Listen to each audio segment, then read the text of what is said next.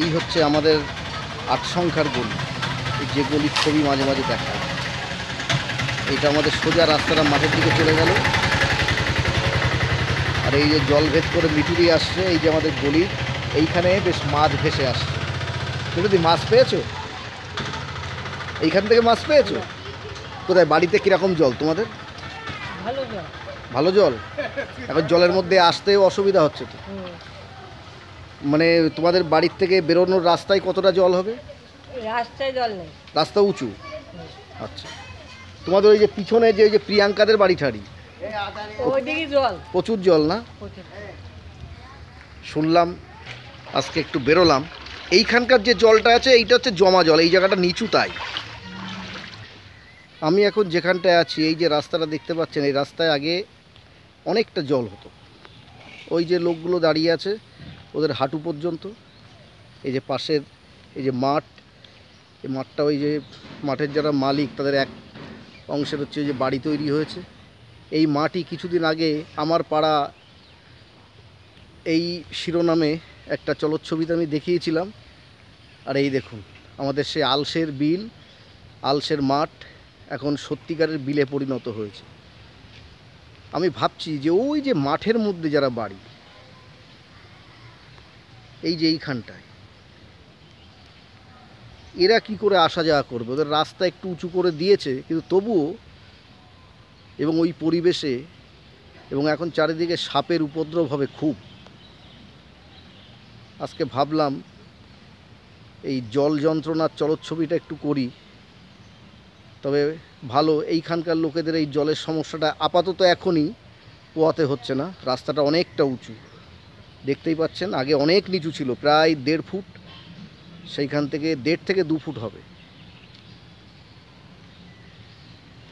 এবার ওই পাশটাই যাব, গিয়ে ওই পাশটাও দেখাবো ওখান থেকে কেমন লাগছে। ওই বাড়িগুলো তো দেখাচ্ছি। দেখতেই পাচ্ছেন আমি আমাদের বাড়ির পিছনের এই 8 সংখ্যার গলি দিয়ে এসে শেষ প্রান্তর দিকে, এটা হচ্ছে বাবলি দিদির বাড়ি। এই হচ্ছে বাবলি দি। তুমি এখন কি কাজ করো? তোমার সংসার টংসার চলে? কি কাজ করো? সেলাই কাজ করে। আচ্ছা, আর ওই লক্ষ্মীর ভাণ্ডার টান্ডার পাও? ভাণ্ডার পাও। আর মা বৃদ্ধ ভাতা পান?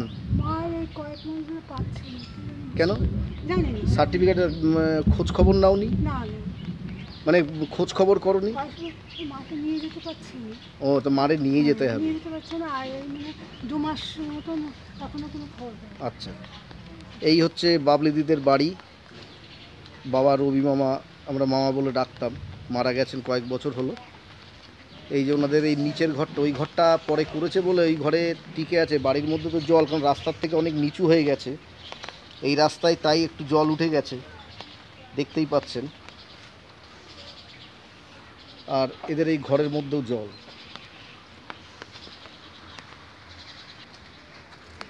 এটা হচ্ছে আমার বাড়ির পিছন দিকের ছবি।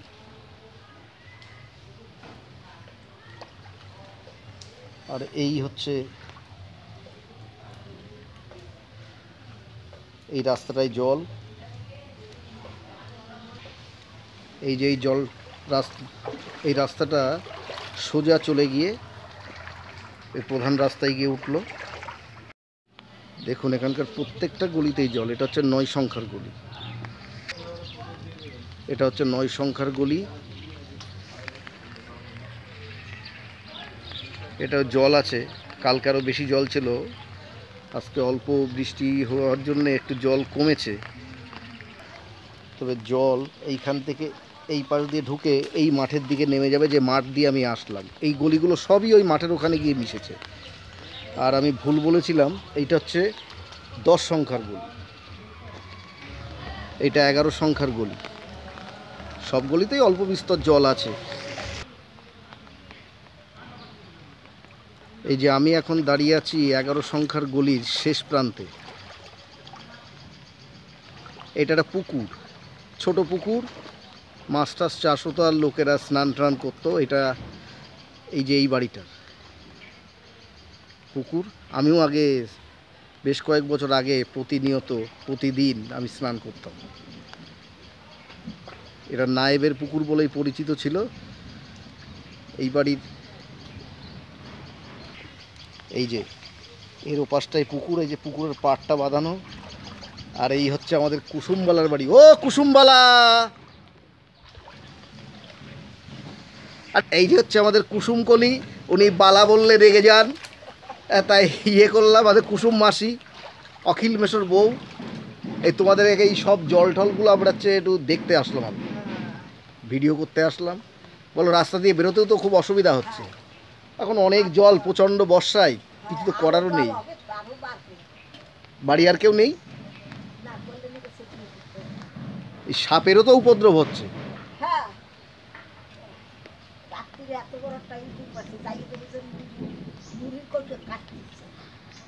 ঠিক আছে, আর ভিজতে হবে না।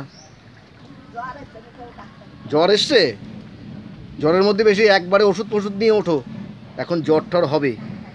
ভাবছি আমি যে কথা আগে বলেছিলাম, যে এই যে বাড়িগুলো, ওই যে মাড়িদের কত কষ্ট করে এই সমস্ত বর্ষা টর্ষার সময় জল কাদার ভেঙে কিভাবে উঠতে হয়, কিন্তু আমরা হয়তো ভাবি ওখানে বাড়ি করলো কেন, বলিও, কিন্তু আসলে ব্যাপারটা হচ্ছে যে অর্থনৈতিক অবস্থা এর জন্য দায়ী।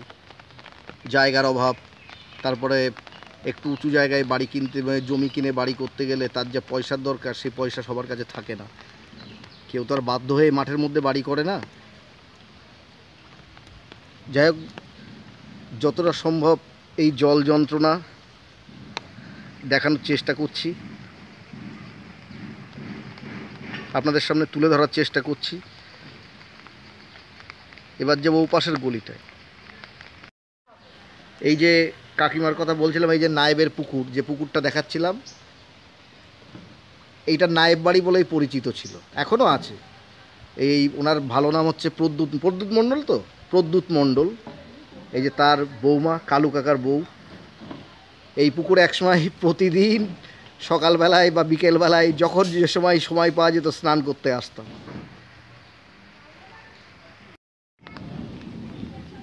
এই আসলাম আর একটা গলিতে। এই গলিতে জলের পরিমাণ আরও বেশি।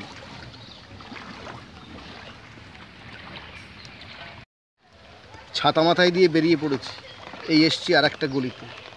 আমার পিছন দিকে যদি দেখা যায়, আর আমি যদি একটু ঘুরে দাঁড়াই, আমি এসছি পিছনের ওই দিক দিয়ে। এই যে পিছন দিকটাই, এখানকার জলের পরিমাণ আরও বেশি, এই গলিটার জলের পরিমাণ।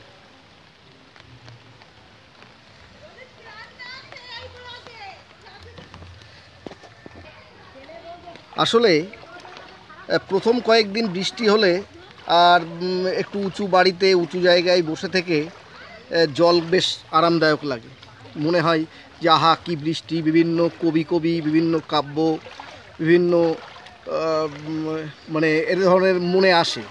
কিন্তু একটা সময়ের পরে তখন এই জলটা যন্ত্রণা হয়ে দাঁড়ায়, বিশেষ করে যারা নিচের দিকে বাড়ি, যাদের জলের মধ্যে বাস, যাদের কাঁচা বাড়ি। এখন অবশ্য সরকার পাকা বাড়ি করে দেওয়ার জন্যে সরকারি বিভিন্ন সাহায্যে, যার ফলে এখন কাঁচা বাড়ি আমাদের এই দিকটায় নেই বললেই চলে, কিন্তু গ্রামগঞ্জ সেসব জায়গায় তো আছে। সুতরাং সেখানে তো এই অসুবিধাগুলো হয়।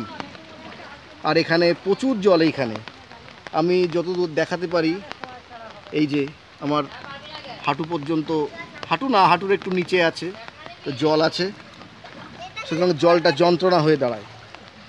এই যে হ্যাঁ, এই যে জল নিতে এই যে কলে এসছে। মাসি, শরীর কেমন আছে? না, ভালো তো থাকতেই হবে, জীবন তো মুভমেন্ট করে না, জীবন তো চলে সব সময়। এই সব জায়গায়, এই জায়গাটায় কয়েকদিন আগে আমি সাপ ধরতে এসেছিলাম, আর এখন মাছের জন্য এসেছি, এই জলের জন্য এসেছি, জল দেখার জন্য। এই কুকুরগুলোরও থাকার খুব অসুবিধা। দেখুন এই জল যন্ত্রণার কি অবস্থা। এই বাড়িতে এনার মার বছরকির কাজ এই জলের জন্যে। ওনাদের সংস্কার অনুযায়ী বারান্দায়, ঘরের বারান্দায় করবেন না, তাই এইখানে করতে হচ্ছে। ওদিকেও জল, ওদিকে মাঠ, মাঠ জলে টইটম্বুর, উঠোনে জল, সমস্ত জায়গাটা। আর পিছনে আমি যে পথ দিয়ে আসলাম সেই পথটা তো জলে ভর্তি। আসলে জল মানুষকে যন্ত্রণা দেয়, জল শুধু আনন্দই দেয় না, আরামই দেয় না।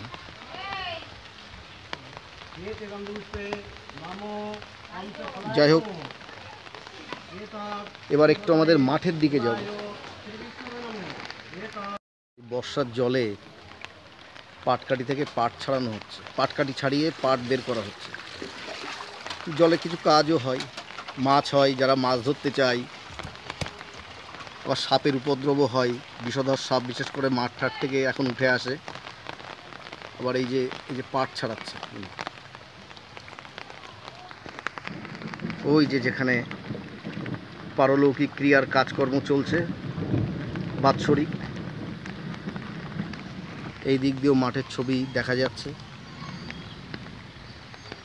এই পাট ছাড়ানো, মাঠে বসে, মাঠের জলে বসে।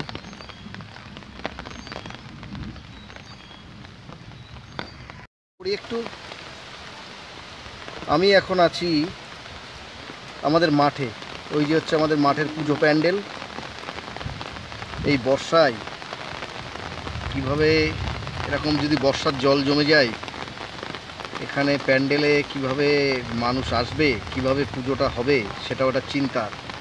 তবে তার থেকেও বেশি চিন্তার হচ্ছে এখন বর্ষা আরম্ভ হয়ে গেছে, বর্ষা পড়ছে, আমি ছাতা মাথায় দিয়ে, ছাতাটা দেখতেই পাচ্ছেন।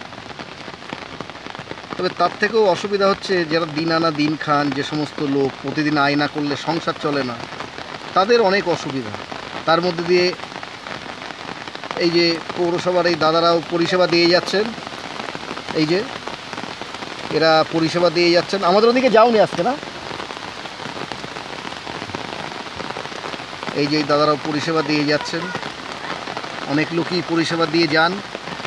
যাক, আমাদের কবি কেশবলাল মাঠ থেকে, আমাদের সুভাষপল্লীর মাঠ থেকে আমি রাজেশ ঘোষ আজকের মতো চলচ্ছবিটা শেষ করছি। ভালো থাকবেন সবাই।